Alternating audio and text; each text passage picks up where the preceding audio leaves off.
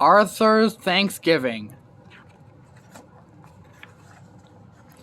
Arthur's class was so quiet you could hear a pin drop. Mr. Ratburn was about to announce the director for the Thanksgiving play, The Big Turkey Hunt. Arthur chewed his pencil. "I hope he picks me," whispered Francine. They all held their breath.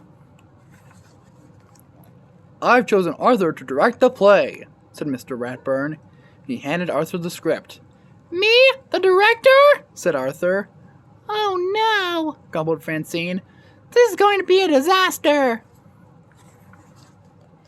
Arthur's first job as director was to assign parts. The narrator would have the most to say, but the turkey, the symbol of Thanksgiving, had the most important role of all. Secretly, Arthur was glad he wouldn't have to be the turkey, but who would play that part? At lunch, Francine gave Arthur 2 chocolate cupcakes. She wanted to be the narrator. Buster even let Arthur borrow his Captain Zoom spaceman. He wanted to be Governor William Bradford. Being the director seemed like fun. Arthur thought Francine would make a good turkey. "Never," said Francine. "I want to be the narrator. Besides, I have the loudest voice." No doubt about that. Francine would be the narrator. Arthur showed Muffy a drawing of the turkey costume. "Lots of feathers," said Arthur. "It's a very glamorous role." "Yuck! Vomit atrocious!" squealed Muffy. "I should be the Indian princess. I have real braids." "Brain, I've saved the most intelligent part for you," explained Arthur. "No way will I be the turkey," answered the Brain. "I'll be the Indian chief. "Buster, you are my best friend," began Arthur. "The part is real easy. Only one line and it's the best in the play." "I want to be Governor Bradford," said Buster. Arthur was so desperate that he asked Binky Barnes. "The turkey is a strong and powerful animal," argued Arthur. "Yeah, without saying a word, I can make you look like a fool in front of the entire school," said Binky. The play was only 6 days away. Where would Arthur find a turkey? Arthur knew he could count on his family.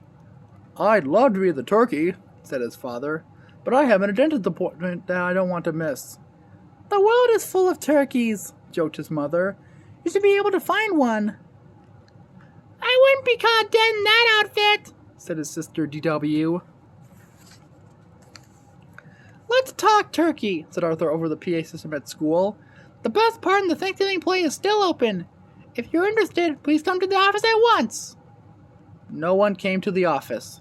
In fact, the principal left the office, laughing. Arthur put posters in the cafeteria. He placed ads in the school paper. Nothing worked.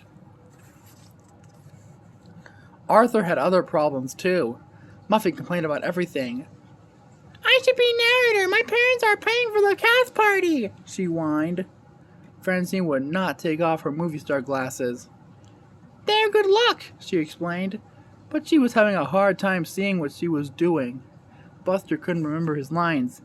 "In 1620, he recited, "we sailed to America on the Cauliflower." The rehearsals went from bad to worse. "When the Pilgrims and Indians decided to celebrate their friendship," said Francine, "they began to hunt for a turkey." "We cooked beans and pumpkin pies," whispered Sue Ellen. "And the Pilgrim went off to hunt for a turkey." "We made cornbread and picked cranberries," said Muffy. "Oops! And the Indian braves went on up their own turkey hunt." Then it was time for Francine to present the turkey.